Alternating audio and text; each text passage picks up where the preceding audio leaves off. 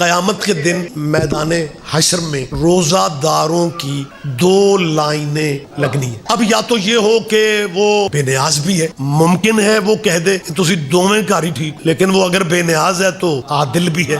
उसने दोनों लाइनों में से ओके एक को करना, अदालत की मजबूरी है। अब आदिल हकीकी ने दोनों में से एक को कहना है तो तुसी ठीक। अब दोनों में से ज्यादा चांस किनके हैं? मैं ये भी कुर्बानी दे रहा हूं कि भाई जी अल्लाह ने एक घर का टाइम क्लियर करना है और वो ज्यादा चांस आपके हैं। चले 100 में से 99% चांस भाइयों के, 1% तो हमें भी दे दो। और अगर आपका टाइम ओके हो गया ना, फिर हम मिस्कीनों के रोजे मकरू हो जाए। खुश होने से पहले अपने दानश्वरों से पूछ के हमें सिर्फ इतना बता दो कि शरीयत में मकरू की सजा क्या है। कहता जी सजा तो खैर कोई नहीं, हो सकता है थोड़ा सवाब में कमी आए। और मेरी जान, अगर 1% वालों का टाइम अल्लाह ने ओके कर दिया, अगर हमारा टाइम ओके हो गया, फिर 10 मिनट पहले रोजा मकरू नहीं होता, रोजा टूट जाता है।